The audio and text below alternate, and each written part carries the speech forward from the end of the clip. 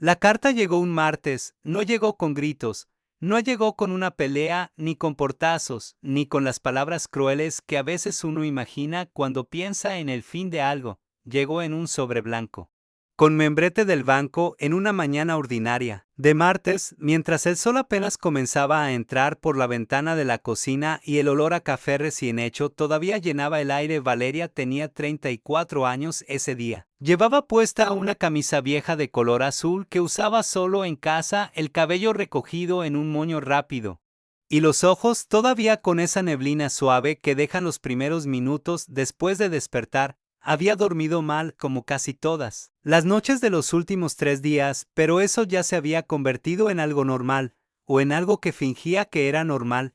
Abrió el sobre sin pensar, así como uno abre el correo de rutina. Sin prepararse para nada, porque nadie se prepara. Para lo que no sabe que viene, leyó la primera línea. Luego la leyó otra vez: préstamo comercial, $87,000, 4 meses de mora. Garantía hipotecaria, propiedad registrada a nombre de Rodrigo Santamaría y Valeria Cruz, su nombre, su firma, al pie del documento, en tinta azul. Con la letra inclinada que ella reconocía como la suya, estaba su nombre completo: Valeria Esperanza Cruz, firmado, fechado. Legal. De ella no recordaba haber firmado eso. Se quedó de pie en la cocina, sosteniendo el papel con las dos manos. Y por un momento el mundo dejó de tener sonido. El reloj seguía moviéndose, el café seguía humeando. Afuera, un perro ladró 2 veces y se cayó. Pero dentro de ella todo se detuvo con esa quietud extraña que no es paz, sino el segundo exacto antes de que algo se rompe. Detrás de ella, en la mesa pequeña junto a la ventana, sus 3 hijos desayunaban. Camila, 11 años, leía algo en su tableta con los audífonos puestos. El cereal enfriándose en el tazón porque siempre se distraía y se le olvidaba comer. Mateo, 7 años, golpeteaba la cuchara contra el borde del vaso con ese ritmo repetitivo que a Rodrigo le sacaba de quicio y que a Valeria, en cambio, siempre le había parecido entrañable. Sofía, 4 años, estaba sentada con las piernas colgando porque aún no llegaba al suelo, abrazando con un brazo su muñeco de tela al que le faltaba un ojo desde hacía tanto tiempo que ya nadie recordaba cómo lo había perdido. «Mamá, ¿hay jugo?», preguntó Mateo sin levantar la vista. «Sí, amor». En un momento, su propia voz le sonó lejana, doblada, como si viniera de otra habitación. Dobló el papel con cuidado, como si al doblarlo pudiera hacer que el contenido también se doblara y desapareciera, y lo metió al cajón donde guardaban los recibos de servicios. Luego sacó el jugo del refrigerador, lo sirvió en el vaso de Mateo, y le pasó la mano por el cabello sin que él lo notara porque ya estaba mirando otra vez hacia su cuchara. Rodrigo llevaba 72 horas sin aparecer. No había sido una discusión, no había habido una noche de silencio tenso, seguida de una maleta en la puerta. Había sido simplemente esto. El miércoles por la noche él dijo que saldría un momento, que regresaría tarde, que no lo esperara despierta, y Valeria no lo esperó despierta, y él no regresó esa noche, ni la siguiente, ni la que siguió después. Lo más extraño, lo que más le costaba explicarse, era que su ropa seguía en el closet, su afeitadora seguía en el baño, la taza que usaba todas las mañanas todavía estaba en el escurridor de trastes, limpia, boca abajo, como esperando ser usada otra vez. No parecía que se hubiera ido, parecía que había salido y que en cualquier momento iba a abrir la puerta y a preguntar ¿qué había de cenar? Esa ilusión era más difícil de sostener que la ausencia. Valeria había llamado a su teléfono unas 20 veces. Las primeras veces timbró, luego empezó a ir directo al buzón, luego el buzón estuvo lleno. Luego simplemente dejó de intentarlo porque había llegado a ese punto en que seguir llamando se sentía como hablarle a una pared, y ella no tenía energía para paredes.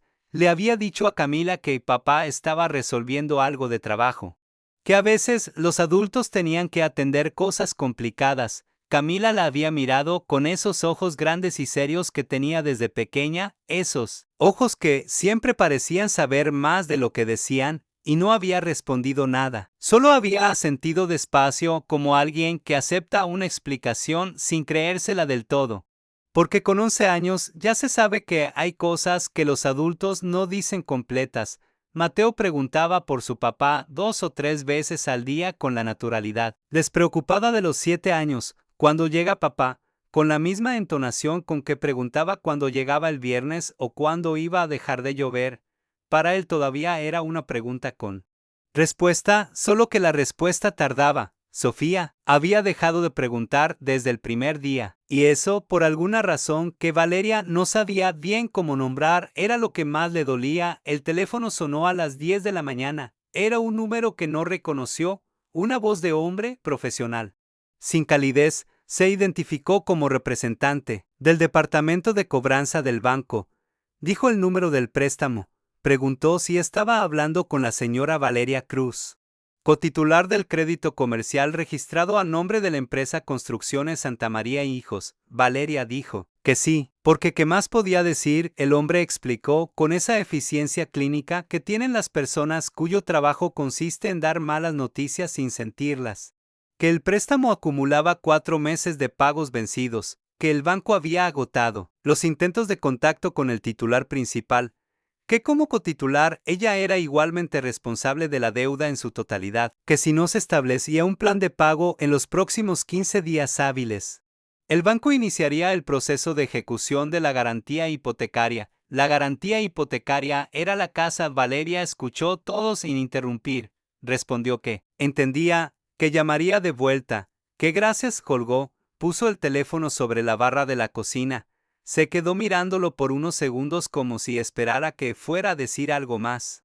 Algo que tuviera más sentido que lo que acababa de escuchar. Luego, fue al baño, cerró la puerta con llave y se sentó en el borde de la tina. Puso una mano sobre su boca. No para no hacer ruido, solo porque necesitaba sentir algo sólido, algo que no se moviera. Desde la cocina le llegaban los sonidos de sus hijos, el golpeteo de la cuchara de Mateo, la voz baja de Camila hablando con alguien en la tableta, el arrastre de los pies pequeños de Sofía sobre el piso de madera. 3 minutos, se permitió 3 minutos, luego se lavó la cara con agua fría. Se miró en el espejo el tiempo suficiente para confirmar que podía seguir y abrió la puerta. ¿Quién quiere que le haga una trenza?, dijo al llegar a la sala, y su voz sonó perfectamente normal. Sofía levantó la mano con el muñeco de un ojo todavía apretado contra el pecho, y Valeria sonrió. Se sentó en el suelo detrás de su hija más pequeña y comenzó a peinar ese cabello suave y fino con manos que no temblaban, o que al menos no temblaban suficiente como para que nadie lo notara. Afuera, el martes seguía siendo un martes ordinario, pero dentro de esa casa algo había cambiado de lugar para siempre, y Valeria lo sabía, y sin embargo siguió peinando, despacio, con cuidado. Un mechón a la vez, porque eso era lo que había que hacer. Por ahora, eso era suficiente. Hay una fotografía que Valeria guardaba en el cajón de su mesita de noche, no en un álbum, no enmarcada en la pared como las fotos de las bodas y los cumpleaños, en el cajón, debajo de un libro que nunca terminaba de leer y de una cajita de pastillas para el dolor de cabeza que siempre se acababan demasiado rápido. Era una foto pequeña, tomada con una cámara desechable en una época en que todavía se usaban cámaras desechables. En ella aparecían Rodrigo y Valeria sentados en las escaleras de un edificio que ya no existía, en una ciudad que ninguno de los dos volvió a visitar. Él tenía 27 años, ella 22, los dos estaban riendo de algo que ya ninguno recordaba, pero la risa era completamente real. Se notaba en los ojos de esa foto. Era la respuesta que Valeria siempre se daba a sí misma cuando algo no encajaba, cuando una explicación llegaba tarde o incompleta, cuando una promesa se convertía en silencio. Miraba esa foto aunque no la sacara físicamente del cajón, aunque solo la recordara, y se decía: ese hombre existe, ese hombre es real, ese hombre me quiere. Ahora, sentada en la sala de su casa un jueves por la noche, después de que los 3 niños se habían dormido, Valeria intentaba recordar con precisión cuándo había empezado a necesitar esa foto para convencerse de algo que debería haber sido evidente sin pruebas, y no podía encontrar una fecha exacta. Eso era lo más inquietante. No había un momento claro, un antes y un después definido. Había sido gradual, como casi todas las cosas que duelen de verdad, un proceso tan lento que cuando uno quiere identificar el principio ya está demasiado adentro para ver bien. Rodrigo Santamaría había llegado a la vida de Valeria en una época en que ella estaba aprendiendo a no necesitar a nadie. Tenía 22 años, trabajaba doble turno en una empresa de logística, compartía un apartamento pequeño con una compañera de trabajo y llevaba casi un año sin hablar con su padre. Que era una historia larga y cansada que no venía al caso, pero que le había dejado una desconfianza profunda hacia las personas que prometían demasiado fácil. Rodrigo no prometió nada fácil. Eso fue lo primero que la desarmó. La primera vez que salieron, él llegó 15 minutos tarde y lo dijo directamente, sin excusas elaboradas. Se le había ido el tiempo revisando los números de un proyecto que no estaba funcionando. No le echó la culpa al tráfico. No inventó una emergencia. Solo dijo la verdad con esa naturalidad que tienen las personas que todavía no han aprendido a mentir con comodidad, o eso pensó ella. Entonces era ambicioso. Eso también fue algo que Valeria admiró desde el principio porque ella misma lo era y reconocía en él esa energía particular de quien cree genuinamente que el esfuerzo construye cosas. Rodrigo siempre tenía un proyecto entre manos, siempre estaba leyendo algo, investigando algo, haciendo llamadas a personas que conocía de distintos ámbitos con esa facilidad social que a Valeria, más reservada, le parecía casi un talento especial. Lo que tardó más en ver, lo que eligió no examinar demasiado de cerca, era que ninguno de esos proyectos llegaba a ningún lugar concreto. El primero fue una pequeña empresa de distribución de materiales de oficina que duró 14 meses antes de que Rodrigo explicara, con términos técnicos que Valeria no cuestionó, que el mercado no estaba en el momento indicado. El segundo fue una sociedad con un amigo para importar equipos electrónicos que terminó cuando el amigo, según Rodrigo, resultó ser un mal socio. El tercero fue un intento de franquicia de comida rápida que nunca pasó de los papeles. Cada final tenía su explicación. Cada explicación era razonable. Y entre cada proyecto y el siguiente, Rodrigo seguía siendo el mismo hombre de la foto. Presente, cariñoso, lleno de ideas. Convencido de que la siguiente oportunidad era la que iba a funcionar. Para cuando nació Camila, Valeria llevaba ya el peso económico de la familia de manera casi completa, pero lo había absorbido tan despacio, tan naturalmente, que nunca hubo una conversación directa al respecto. Simplemente era así. Ella trabajaba, él buscaba. Y la vida avanzaba con esa inercia que tienen los matrimonios cuando hay hijos pequeños y poco tiempo para detenerse a examinar los cimientos. Con Mateo llegó la empresa de construcción. Construcciones. Santamaría Hijos, aunque los hijos tenían 12 y 5 años y no sabían lo que era una empresa. Rodrigo la presentó como el proyecto definitivo. El que había estado preparando en silencio durante años, el que iba a cambiar todo. Y esta vez Valeria lo creyó con más fuerza que las otras veces, quizás porque necesitaba creerlo o quizás porque él lo decía con una convicción diferente, más seria. Más cargada, firmó los papeles que le pusieron enfrente porque confiaba en él, porque en un matrimonio, cuando uno confía, firma. Porque tenía a Mateo en brazos mientras firmaba y a Camila tirándole del pantalón preguntando si podían ir al parque. Y no había espacio mental para leer cada cláusula con cuidado, porque él dijo es solo para que el banco vea que tenemos patrimonio familiar, y eso sonó razonable. Todo sonaba razonable viniendo de él 3 años después de la apertura de la empresa. Rodrigo empezó a cambiar de maneras que Valeria catalogó como estrés. Llegaba tarde más seguido. A veces no llegaba a cenar sin avisar. Revisaba el teléfono con una frecuencia nueva, casi ansiosa, y lo ponía boca abajo sobre la mesa cuando ella se acercaba, un gesto tan pequeño que era fácil de ignorar si uno no quería verlo. Había noches en que se quedaba despierto mucho después de que ella se dormía y cuando Valeria lo encontraba en la sala a las 2 de la mañana, él decía que no podía dormir, que eran los números de la empresa, que todo estaba bien. Ella le creyó, no por ingenua, por agotada, por ocupada, por madre de 3 hijos. Uno de ellos recién nacido cuando todo esto empezó, porque la vida, cuando hay hijos pequeños, no deja mucho margen para investigar las sombras del otro. Uno sobrevive el día y luego sobrevive el siguiente. Y en ese ritmo es fácil que las cosas importantes se pierdan en el ruido de lo urgente. Lo que Valeria sí recordaba con claridad era una tarde de sábado 8 meses antes de que Rodrigo desapareciera. Habían llevado a los niños al parque. Y mientras Camila empujaba a Sofía en el columpio y Mateo corría detrás de unas palomas con esa determinación inútil y alegre de los niños de 7 años, Rodrigo y ella estaban sentados en una banca. Él miraba al frente sin ver nada en particular. Ella le preguntó si estaba bien. Él tardó un segundo más de lo normal en responder. Estoy cansado, dijo. ¿De qué? De todo. Pero ya va a pasar. Valeria le puso la mano en la rodilla. Él le puso la mano encima de la de ella, y se quedaron así un momento en silencio mirando a sus hijos correr bajo esa luz de tarde que lo hace todo parecer más sencillo de lo que es ahora.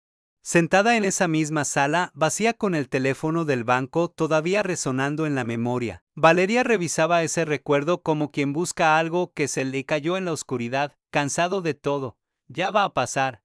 ¿Qué estaba cargando que no le contó? Que era tan pesado que lo había doblegado en silencio durante meses mientras ella estaba ahí al lado. Sin saberlo, fue al día siguiente que decidió ir a hablar con Ernesto. Ernesto Villarreal había sido el socio operativo de la empresa, el que manejaba los contratos, los proveedores. La parte técnica que Rodrigo reconocía que no era su fuerte, lo conocía desde hacía 4 años. Había estado en su casa 2 o 3 veces para reuniones informales. Era un hombre callado, metódico, que nunca hablaba de más. Cuando Valeria llegó a la dirección de la empresa, encontró la oficina cerrada con un letrero impreso pegado en la puerta.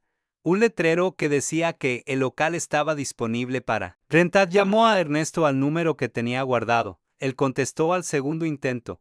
Cuando ella dijo su nombre, hubo una pausa breve pero cargada. Del tipo que precede a las conversaciones difíciles. Se encontraron en una cafetería a 3 cuadras de ahí. Ernesto llegó puntual, con ojeras, con las manos alrededor de un café que no tomó durante toda la conversación. La miró con esa expresión particular de quien sabe que va a decir algo que va a lastimar y no encuentra la manera de evitarlo. Le dijo que la empresa había cerrado hacía 8 meses, que los últimos contratos no habían salido, que había deudas con proveedores, que él había perdido dinero también, aunque no tanto como otros. Luego dijo, mirando hacia la mesa, Rodrigo me dijo que tú sabías todo, que ustedes habían hablado, que tenían un plan. Valeria lo miró en silencio por un momento. Yo no sabía nada, dijo. Ernesto levantó los ojos, la miró, y en su expresión no había duda ni incredulidad. Solo algo parecido a la lástima, y algo parecido al alivio de quien finalmente entiende una pieza que no encajaba. Lo imaginaba, dijo en voz baja, y no dijo nada más. Valeria manejó de regreso a casa con las manos firmes sobre el volante y la mirada fija en el camino. No lloró, no todavía. Recogió a Sofía del kinder, calentó la comida que había dejado preparada desde la mañana, ayudó a Mateo con su tarea de matemáticas. Escuchó a Camila hablar de un problema con su mejor amiga en la escuela y bañó a los 3 niños en orden de edad, de mayor a menor, como siempre. Solo cuando la casa quedó en silencio y las 3 puertas de los cuartos estaban cerradas, Valeria se sentó en el borde de su cama. Sacó la foto del cajón y la miró durante un tiempo largo. El hombre que reía en esas escaleras era real. Ella no había inventado eso. Pero entre ese hombre y el que se había ido sin decir nada había una distancia enorme que ella apenas estaba comenzando a medir, y lo más difícil no era el enojo. Lo más difícil era que, incluso ahora, incluso con todo, seguía sin poder odiarlo del todo. Todavía no entendía por qué, pero pronto lo entendería. Hay un tipo de cansancio que no se cura con dormir. Valeria lo descubrió en las primeras semanas después de que Rodrigo desapareció. Era un cansancio que vivía más adentro que los músculos, más profundo que los huesos. Era el cansancio de sostener demasiado al mismo tiempo, de ser el único par de manos disponible para todo, de no poder soltar nada porque si ella soltaba algo, algo caía, y había cosas que no podían caer. La abogada se llamaba Patricia Mendoza. Se la recomendó una compañera del trabajo que había pasado por un divorcio complicado 2 años antes. Era una mujer directa de unos 45 años. con el escritorio lleno de carpetas y la costumbre de hablar sin rodeos que Valeria. Agradeció profundamente porque no tenía energía para descifrar eufemismos. La primera reunión duró 1 hora y 20 minutos. Valeria salió de ahí con un folder azul lleno de documentos, una lista de cosas que necesitaba conseguir y una claridad brutal sobre su situación que era, al mismo tiempo, lo mejor y lo peor que le podía haber pasado en ese momento. La doctora Mendoza le explicó que el hecho de que su firma apareciera en los documentos del préstamo la convertía en cotitular legal de la deuda, que si esa firma había sido puesta sin su consentimiento real o bajo condiciones que ella no comprendió completamente, había vías legales para impugnarla, pero que esas vías tomaban tiempo, meses en el mejor caso, que mientras tanto, el banco tenía todo el derecho de continuar con el proceso de cobranza, que la casa estaba en riesgo real y que ese riesgo no iba a desaparecer solo. ¿Tiene con qué pagar los honorarios?, le preguntó la doctora Mendoza al final.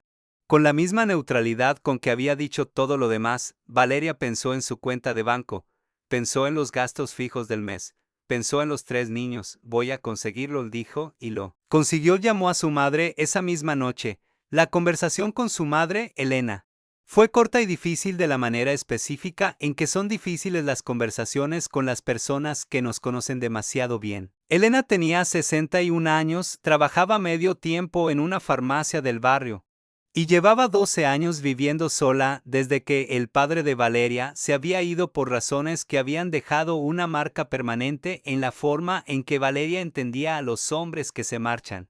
No era una conversación que ninguna de las dos quisiera tener, pero la tuvieron. Elena no hizo preguntas innecesarias.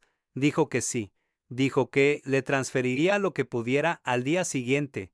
Dijo: antes de colgar, una sola cosa más, voy a ir a quedarme con ustedes unos días. No fue una pregunta. Valeria no la corrigió. Elena llegó el viernes con una maleta mediana y 2 bolsas de mandado. Entró a la casa, saludó a los niños con esa energía particular de las abuelas que saben exactamente cómo hacer que un niño se sienta visto, y luego miró a Valeria a los ojos por un segundo. Solo un segundo, con una expresión que no era lástima sino algo más complejo, algo entre el reconocimiento y el dolor compartido. Luego fue a la cocina y empezó a guardar las cosas que había traído sin decir nada más. De eso fue suficiente. A veces el amor más honesto no necesita palabras. Con Elena en casa, Valeria pudo volver al trabajo de tiempo completo. Su supervisor en la empresa de logística se llamaba Don Aurelio. Un hombre de 50 y tantos años que tenía la rara capacidad de ser exigente y humano al mismo tiempo. Cuando Valeria le explicó con la mínima cantidad de detalles necesarios que su situación familiar había cambiado y que necesitaba más horas, él asintió, revisó los horarios y le dijo que podía tomar el turno extendido de lunes a viernes, que si en algún momento necesitaba salir por una emergencia de los niños, que avisara con tiempo y se arreglaba, que la empresa la necesitaba y que él sabía que ella respondía. Valeria le dio las gracias con una formalidad que apenas ocultaba el alivio enorme que sintió en ese momento. Los días encontraron un ritmo nuevo, artificial pero funcional. Valeria salía de casa a las 7 de la mañana, después de dejar a los 3 niños desayunados y con la ropa puesta. Elena los llevaba al colegio y al kinder. Camila, que a sus 11 años ya entendía más de lo conveniente, había asumido, sin que nadie se lo pidiera, la responsabilidad de asegurarse de que Mateo tuviera su mochila completa cada mañana. Lo hacía en silencio, con una eficiencia seria que a Valeria le partía el corazón cada vez que lo veía, porque ninguna niña de 11 años debería tener que ser tan responsable, pero así era. Y Valeria no sabía cómo agradecérselo sin al mismo tiempo decirle que lo sentía. Valeria llegaba a casa a las 6:30 de la tarde, calentaba la cena que Elena había dejado preparada, revisaba las tareas, bañaba a Sofía. Leía a Mateo las 2 páginas de cuento que le pedía todas las noches antes de dormir, aunque los ojos se le cerraran antes de llegar al final, y luego se sentaba en la cocina con los documentos que la doctora Mendoza le había dado para revisar y organizar. Fue en esas noches de cocina y papeles cuando Valeria empezó a entender la magnitud real de lo que tenía enfrente. No solo la deuda. La empresa de Rodrigo había dejado otras obligaciones menores con proveedores, Había pagos atrasados de servicios que ella no sabía que estaban atrasados porque Rodrigo se había encargado de administrar esa parte de las finanzas del hogar. Había una tarjeta de crédito a su nombre, una que ella creía cancelada, con un saldo pendiente que no era enorme pero que sumaba. Cada papel que encontraba era una sorpresa nueva. Y no eran buenas sorpresas. Fue en una de esas noches cuando Mateo empezó a mojarse en la cama otra vez. La primera vez, Valeria lo manejó con calma. Cambió la sábana sin hacer comentarios. Bañó al niño, le dijo que no pasaba nada, que a veces el cuerpo hacía esas cosas cuando uno estaba un poco revuelto por dentro. Mateo la miró con esa expresión avergonzada y al mismo tiempo aliviada que tienen los niños cuando esperan una reacción y reciben otra. La segunda vez lo manejó igual. La tercera vez, cuando estaba cambiando las sábanas a las 2 de la mañana con los ojos quemando de sueño, Valeria se tuvo que sentar un momento en el borde de la cama vacía del niño y respirar despacio. No era solo una cama mojada, era su hijo de 7 años diciéndole con el cuerpo lo que no podía decir con palabras. Era el miedo y la confusión de un niño que no entendía qué había pasado con su padre y que no tenía el lenguaje para preguntarlo de frente. Y entonces su sistema nervioso lo preguntaba de la única manera que podía. Valeria terminó de cambiar las sábanas, arropó a Mateo y se quedó sentada en la silla junto a su cama hasta que el niño se volvió a dormir, que tardó unos 20 minutos en que Valeria estuvo completamente quieta en la oscuridad, escuchando la respiración de su hijo volverse más lenta, más profunda, más segura. Sofía, por su parte, había dejado de mencionar a su padre desde la primera semana, pero había desarrollado el hábito de seguir a Valeria por la casa con una constancia nueva, casi clínica. Donde Valeria iba, Sofía aparecía. Si Valeria estaba en la cocina, Sofía llegaba con su muñeco y se sentaba en el piso a hacer nada en particular. Si Valeria estaba en el baño, Sofía esperaba afuera de la puerta, no pedía nada, no preguntaba nada. Solo se aseguraba de que Valeria estuviera ahí, que era una forma de amor y también era una forma de miedo, y Valeria lo entendía completamente porque era exactamente lo que ella también sentía un domingo por la tarde. Mientras Elena cuidaba a los niños en la sala, Valeria aprovechó para revisar el closet del cuarto. Había estado posponiendo eso desde el principio porque abrir ese closet significaba confrontar la ropa de Rodrigo colgada ahí como si él fuera a volver. Y todavía no se sentía lista para decidir qué hacer con esa ropa ni lo que esa decisión significaba. Empezó por la parte de arriba, por las cajas y los objetos que se acumulan en los estantes de los closets con el tiempo. Había zapatos viejos, una chamarra deportiva que Rodrigo ya no usaba, una caja de herramientas pequeña, y al fondo, detrás de una pila de suéteres doblados, una caja de zapatos sin tapa. Dentro de la caja había cosas mezcladas, un reloj viejo con la correa rota, algunos recibos doblados, una foto de Rodrigo de joven que Valeria nunca había visto y debajo de todo, casi pegado al fondo, un teléfono celular. Un modelo viejo, prepago, diferente a cualquiera de los teléfonos que Rodrigo había tenido durante su matrimonio. Valeria lo sacó y lo sostuvo en la mano por un momento, sintiendo ese peso específico de las cosas que no deberían existir, pero existen. Presionó el botón de encendido sin mucha esperanza. La pantalla se iluminó. Todavía tenía batería, no había contraseña, había mensajes, muchos mensajes. De un contacto guardado solo como una letra, Valeria no los leyó todos. Esa noche, leyó suficiente para entender que se extendían a lo largo de varios años. Leyó suficiente para notar que estaban escritos con un cuidado deliberado, como si ambas personas supieran que necesitaban ser cuidadosas. Leyó suficiente para confirmar que no eran lo que su primer instinto le dijo que eran. No era otra mujer, era algo diferente, algo que ella todavía no podía entender completamente porque las piezas no formaban todavía una imagen reconocible. Guardó el teléfono en su cajón debajo del libro que nunca terminaba, junto a la caja de pastillas para el dolor de cabeza. Se quedó sentada en el borde de la cama un momento más, mirando la pared con esa sensación particular de quien acaba de encontrar una puerta en un lugar donde no debería haber ninguna puerta de afuera. En la sala, escuchó a Mateo reírse de algo. Una risa limpia, genuina, de las que salen sin aviso. Elena debía haber dicho algo gracioso, o quizás simplemente era un momento de esos que suceden solos, sin razón especial. Porque los niños todavía tienen esa capacidad de encontrar alegría. En los espacios entre las cosas difíciles, Valeria cerró los ojos. Escuchó la risa de su hijo unos segundos más, luego se levantó, se acomodó el cabello y fue a la sala a estar con ellos. Mañana seguirían los papeles, las llamadas. Los números que no alcanzaban, mañana seguiría siendo demasiado. Pero, esta noche, por estos minutos, había risa en su casa y eso también era real. Y eso también importaba, aunque en el cajón debajo del libro sin terminar.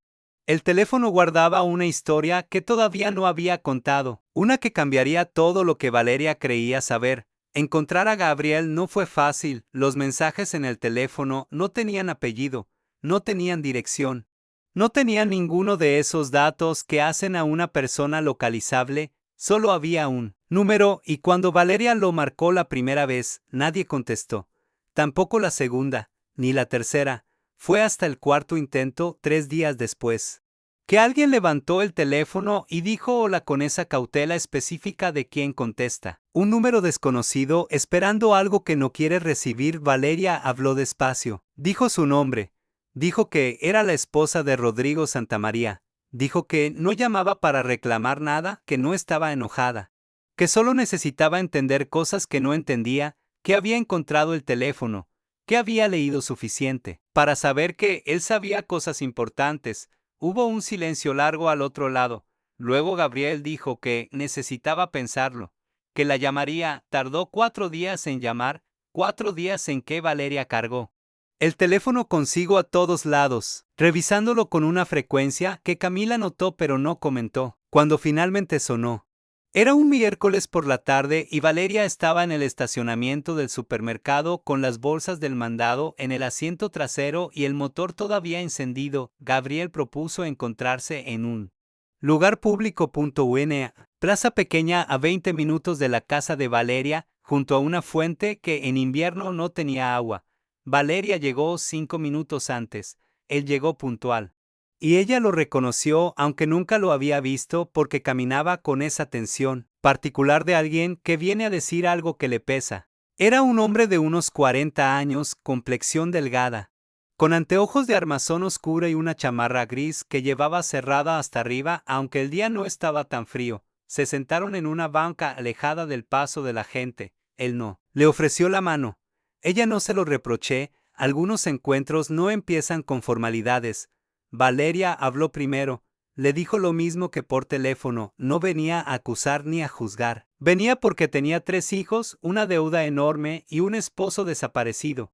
Y merecía entender qué había pasado realmente. Gabriel la escuchó, la miró, y luego miró hacia la fuente sin agua un momento antes de empezar a hablar. Lo que dijo durante la siguiente hora cambió todo. Rodrigo y Gabriel se conocían desde antes de que Valeria existiera en la vida de Rodrigo. Se habían conocido en el contexto de un negocio que ninguno de los dos había entendido completamente cuando entraron en él. Gabriel lo explicó sin adornos, era joven, era ambicioso.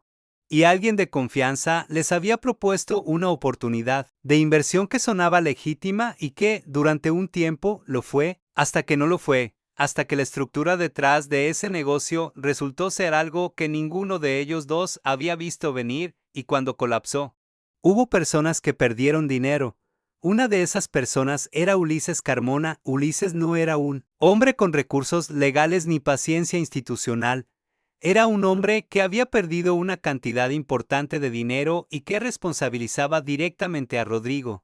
Porque Rodrigo había sido quien lo había contactado originalmente, quien le había explicado la oportunidad, quien tenía cara y nombre visibles en la transacción. El hecho de que Rodrigo también hubiera perdido, de que él también fuera víctima de algo que no controló, no le importaba a Ulises. Para Ulises, Rodrigo era el responsable, y durante años Ulises se dedicó a cobrar esa deuda, no con abogados, no con demandas formales, con presencia, con recordatorios, con mensajes que llegaban en momentos inesperados, con la aparición ocasional de personas que simplemente estaban ahí, cerca, como para que Rodrigo supiera que Ulises no olvidaba, Rodrigo nunca le contó nada de esto a Valeria, ni cuando comenzaron a salir, ni cuando se casaron, ni cuando nacieron los hijos. Guardó ese capítulo de su pasado en un compartimiento separado, convencido de que podía manejarlo solo, de que eventualmente lo resolvería, de que no tenía sentido cargar a su familia con algo que era su problema y solo suyo. Esa decisión que nació de una intención de protección.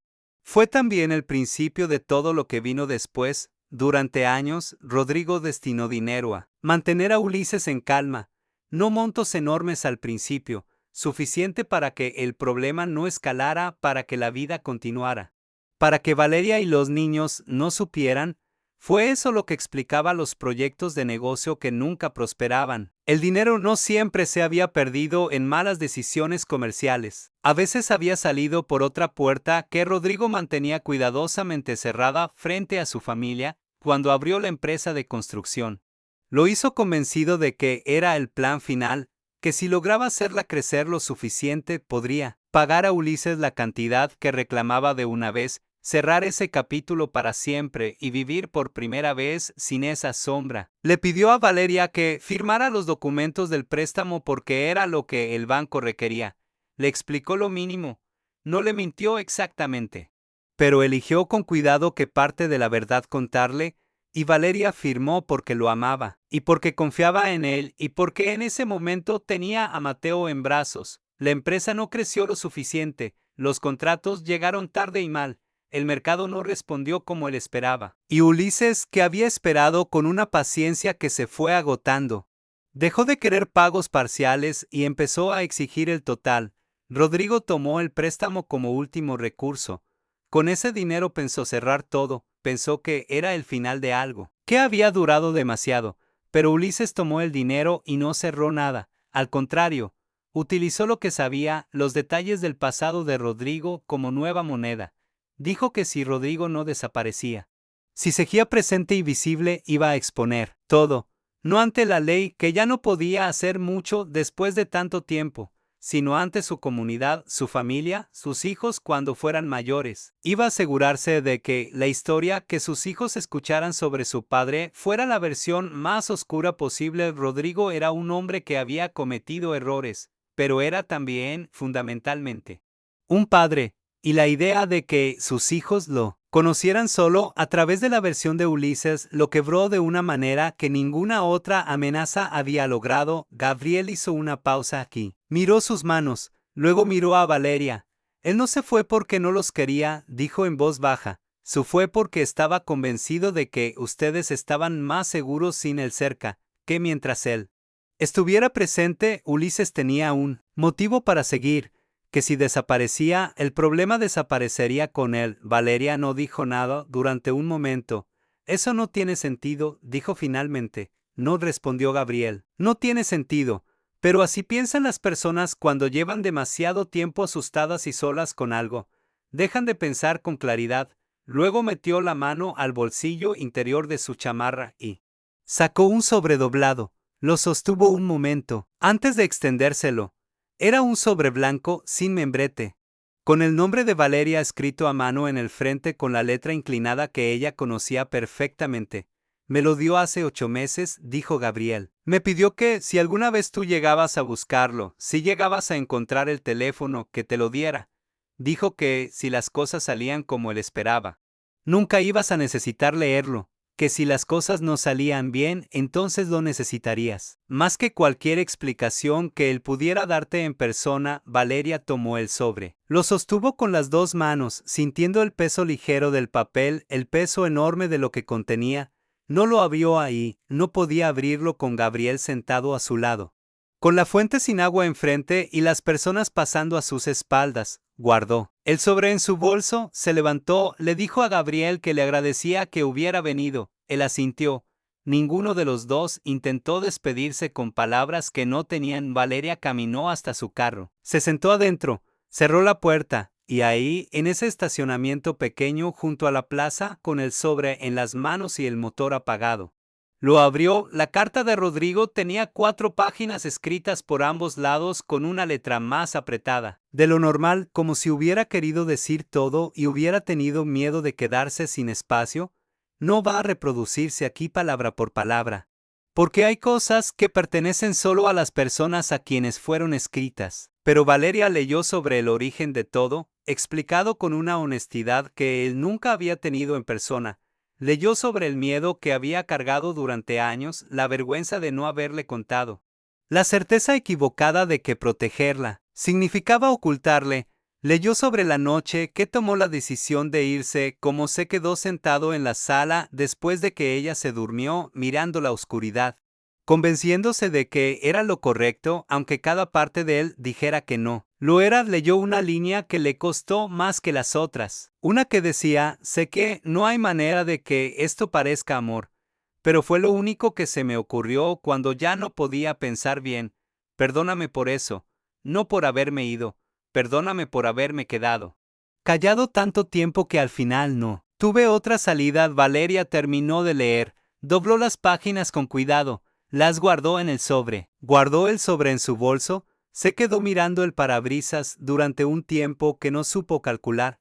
Lo que sentía no era perdón, todavía no, tampoco era el alivio limpio de entender todo de golpe, era algo más complicado que eso, algo que no tenía un nombre preciso, la mezcla extraña de recibir una respuesta que sí explica todo y darse cuenta de que la explicación no arregla nada de lo que está roto. La deuda seguía ahí, los niños seguían sin su padre, ella seguía sola con todo, pero el hombre que se había ido ya no era el mismo que ella había estado imaginando, y eso, aunque no cambiaba los hechos, cambiaba algo más profundo. Cambiaba la historia que ella se contaba a sí misma sobre quién era y qué le había pasado, y las historias que uno se cuenta importan más de lo que parece, porque son las que determinan si uno puede seguir caminando o no. Valeria encendió el motor, miró el espejo retrovisor y comenzó a manejar de regreso a casa, donde 3 niños la esperaban, donde la vida seguía siendo difícil y complicada y suya,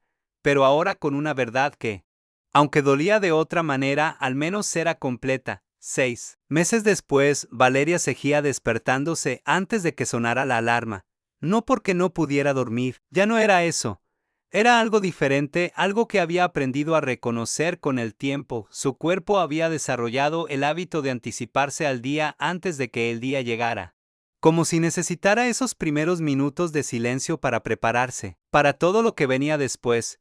Se quedaba acostada, mirando el techo en la penumbra, escuchando la respiración de la casa, el sonido suave del refrigerador, el paso ocasional de un carro afuera, la respiración tranquila de Sofía, que desde hacía 3 semanas dormía en su cuarto los viernes por la noche porque había decidido que los viernes eran noches especiales y que las noches especiales se dormían con mamá. Valeria no había dicho que no. Esos minutos antes de la alarma eran, sin que ella lo planeara, el momento del día en que más claramente podía ver cuánto había cambiado todo y cuánto seguía igual. La deuda no había desaparecido, pero había cambiado de forma.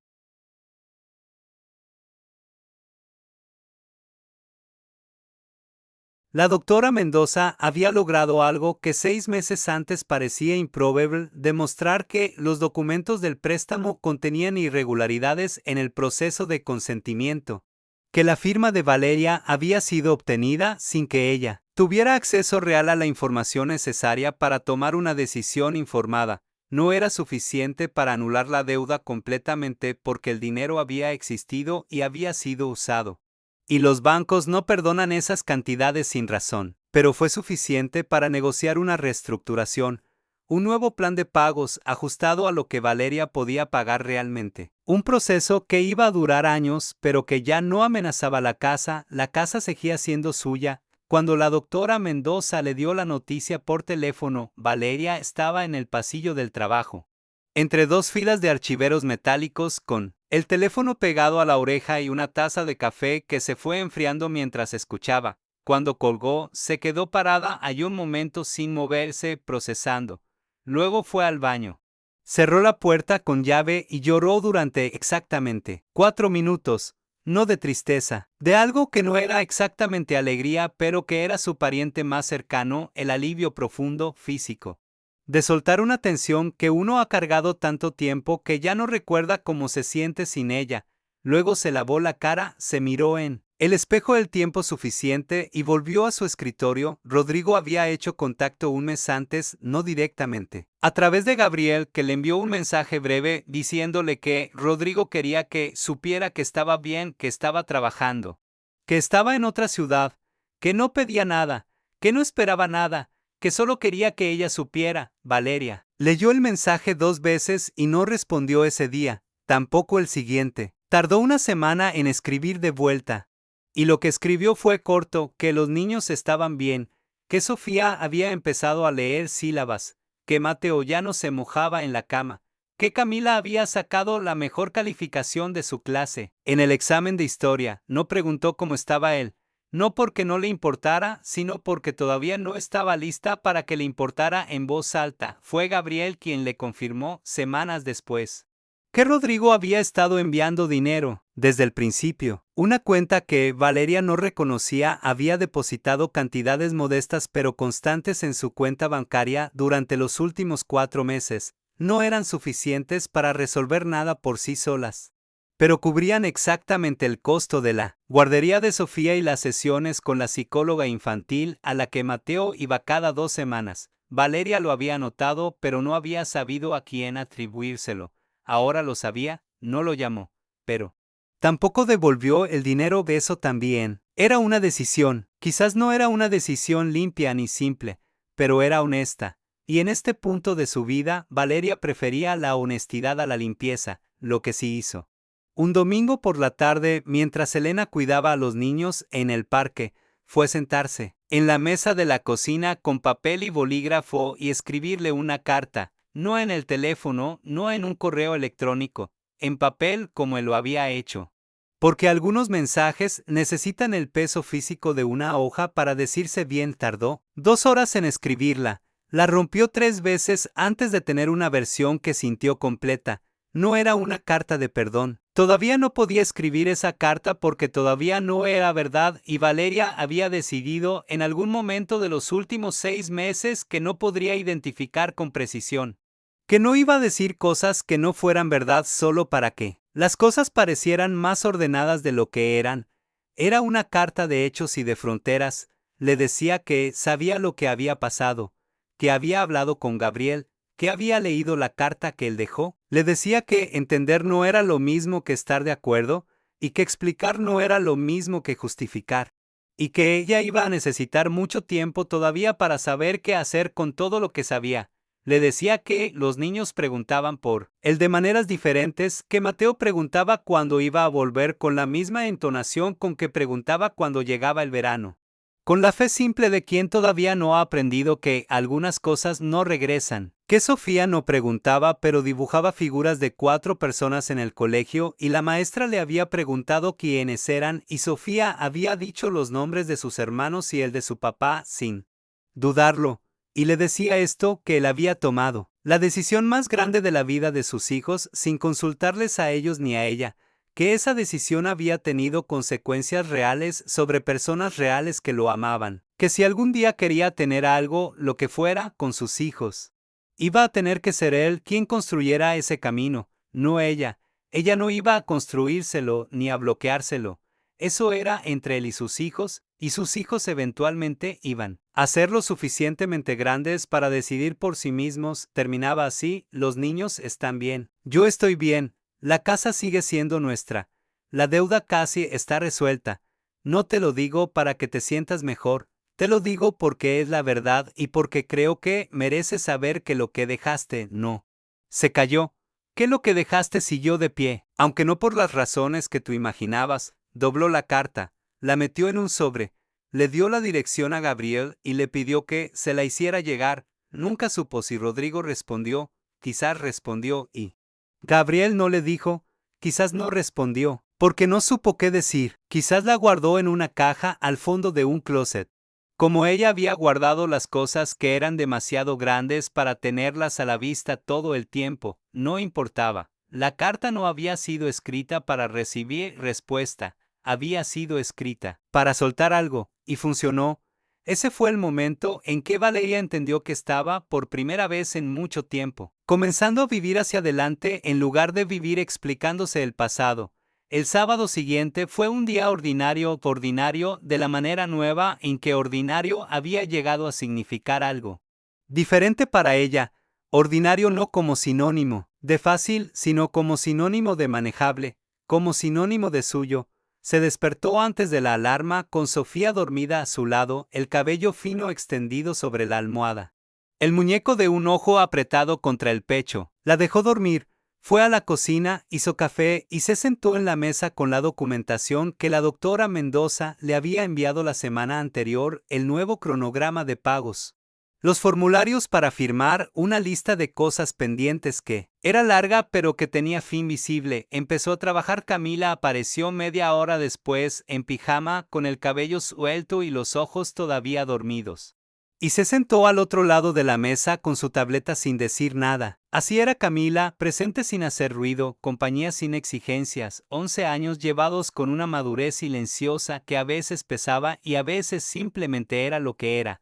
Después de un rato, sin levantar la vista de su tableta, Camila dijo: «Mamá, ¿vas a estar bien?». Valeria levantó la vista, miró a su hija. Pensó en todo lo que esa pregunta contenía, todo el peso que una niña de 11 años no debería tener que cargar, pero que había cargado de todas maneras, callada y atenta. Durante todos estos meses, Sil dijo, y era verdad, no era una verdad completa ni resuelta, no era una verdad sin trabajo pendiente, pero era una verdad real. «Vamos a estar bien», Camila asintió. Volvió a su tableta, en el cuarto de los niños.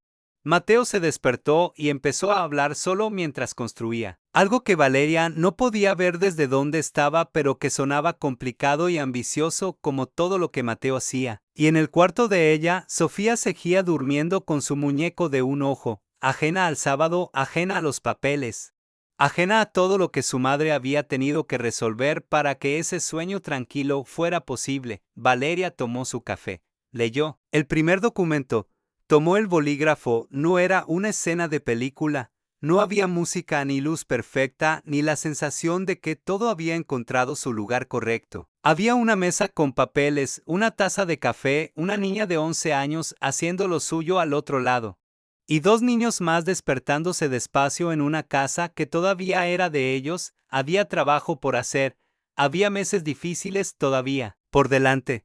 Había preguntas que sus hijos iban a hacer con el tiempo y que iban a necesitar respuestas honestas y cuidadosas. Había una herida que iba a tardar en cerrar, porque las heridas grandes siempre tardan. Y apresurarse no las sana, sino que las complica. Pero había también esto, una mujer que había recibido una deuda que no hizo, una ausencia que no eligió, y un mundo que no preguntó si estaba lista. Una mujer que había cargado todo eso sin saber si podía. Y había podido, no de manera perfecta, no sin caerse, no sin las noches en el borde de la tina con la mano sobre la boca para que nadie escuchara, pero, de pie, siempre de pie.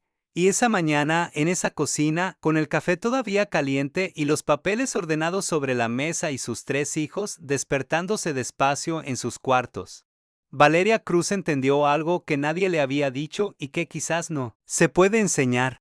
Solo aprender que sobrevivir no se parece a lo que uno imagina cuando piensa en sobrevivir. No es dramático ni luminoso. No llega con la certeza de haber ganado algo. Llega un sábado ordinario, en pijama, con café, con papeles, con una hija al otro lado de la mesa, y uno lo reconoce no porque se sienta triunfante, sino porque se siente finalmente en casa.